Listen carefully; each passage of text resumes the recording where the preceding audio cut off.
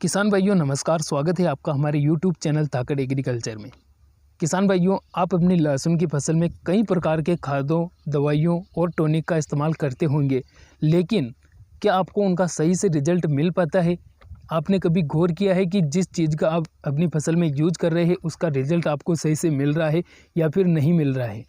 तो आज इस वीडियो में हम आपको 2 ऐसे टॉप ब्रांडेड खादों के बारे में बताने वाले हैं, जिनमें से किसी एक खाद का उपयोग आप अपनी लहसुन की फसल में करके 100% गारंटी के साथ में अपनी लहसुन की ग्रोथ को बढ़ा सकते हैं, अपनी लहसुन की पैदावार को बढ़ा सकते हैं। किसान भाइयों, इस वीडियो में हम सागरिका दानेदार और बायोवीटा दानेदार के बारे में बात करने वाले हैं।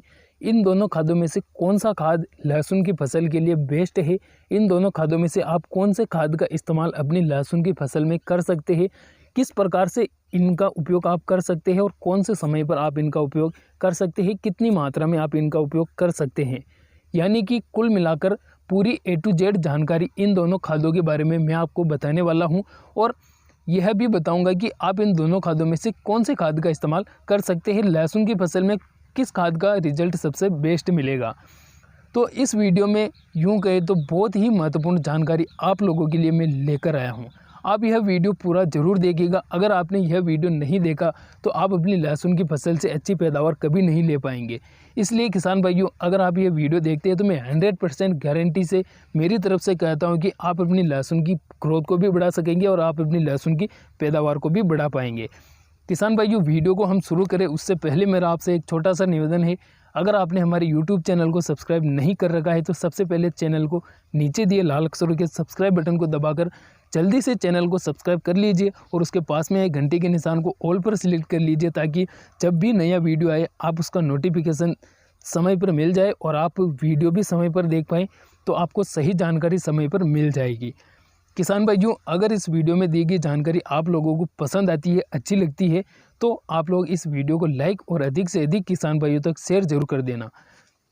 किसान भाइयों, वीडियो में हम बात करेंगे सागरिका दानेदार और बायोवीटा दानेदार के बारे में। सबसे पहले इनके बारे में बात करते हैं। सबसे पहले हम बात करेंगे सागरिका दानेदार के बारे में। यह क्या क्या काम करता है और इसमें कौन कौन से पोषक तत्व पाए जाते हैं, किस प्रकार से हम इसका उपयोग कर सकते हैं। किसान भाइयों, इफ्को सागरिका खाद इफ्को कंपनी का एक जैव उर्वरक है। यह समुद्री शैवालों से निर्मित दानेदार खाद है।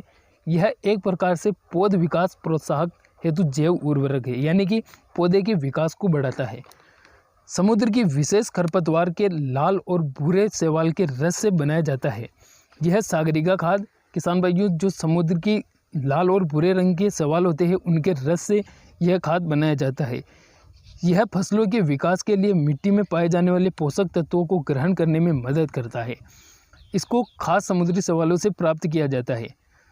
किसान भाइयों, बात करते हैं सागरिका में कौन कौन से मुख्य पोषक तत्व पाए जाते हैं। तो सागरिका में मुख्य रूप से जेब्रालिन, nitrogen, phosphorus, potash, calcium, magnesium, sulphur, copper, iron, boron, zinc, amino acid, manganese, carbon, vitamin, carbohydrate जैसे बहुत सारे पोषक तत्व इफ्को सागरिका में मौजूद होते हैं। इसका उपयोग आप लहसुन में ज़्यादा से ज़्यादा 2 बार कर सकते हैं। पहली बार जब फसल 25 से 30 दिन की अवस्था में होती है तो उस समय पर पहली बार आप इसका उपयोग कर सकते हैं, और दूसरी बार की बात करें तो दूसरी बार आप 60 से 70 दिन की अवस्था के बीच में दूसरी बार में इसका उपयोग कर सकते हैं। बहुत सारे किसान भाई इसका उपयोग एक बार ही करते हैं, तो आप चाहे तो 2 बार भी इसका उपयोग कर सकते हैं। अब इसके फ़ायदे की बात की जाए तो यह फसल की बढ़वार व ग्रोथ को प्रमोट करता है, यानी कि फसल की ग्रोथ को बढ़ाता है और फसल को हरापन पर लाता है। खेत की मिट्टी में पड़े पोषक तत्वों को ग्रहण करने में मदद करता है। सागरिका खेत में जो पोषक तत्व मौजूद होते हैं जिनको पौधा नहीं ले पाता है, तो यह दानेदार खाद उन पोषक तत्वों को भी पौधे तक पहुंचाने में मदद करता है। फसलों में zinc, sulphur, iron, boron, nitrogen की कमी को पूरा कर देता है। पौधे को रोगों से लड़ने के प्रति सहनशील बनाता है, यानी कि पौधे में रोग प्रतिरोधक क्षमताएं उत्पन्न कर देता है। यह हुई इफ्को सागरिका की बात।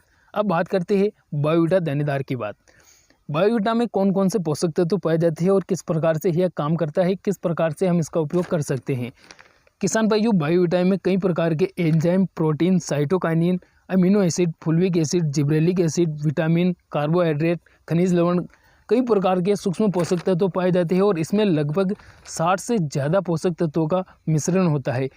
सागरिका और बायोविटा दोनों ही मिक्स माइक्रो न्यूट्रिएंट वाले खाद है। इनमें सभी प्रकार के पोषक तत्व मौजूद रहते हैं। बायोविटा भी समुद्री शैवालों से निर्मित एक जैव उर्वरक होता है। किसान भाइयों, अगर आप इनका उपयोग करते हैं तो कई बार आप ज़्यादा मात्रा में भी इनका उपयोग कर लेते हैं तो भी इनका कोई भी साइड इफ़ेक्ट नहीं होता है। यह फसलों के लिए फ़ायदे ही पहुंचाते हैं।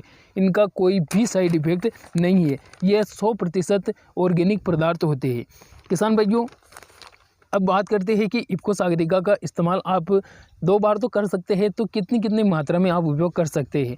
पहली बार आप अगर उपयोग कर रहे हैं तो 25 से 30 दिन की फसल जब होती है तो उस समय पर आपको 10 किलोग्राम प्रति एकड़ के हिसाब से इनका उपयोग करना चाहिए।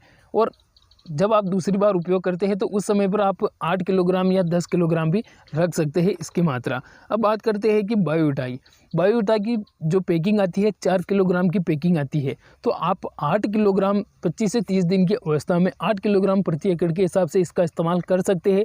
आप बायोविटा का इस्तेमाल भी 2 बार कर सकते हैं, तो दूसरी बार भी आप 4 से 8 किलोग्राम प्रति एकड़ के हिसाब से यूज कर सकते हैं।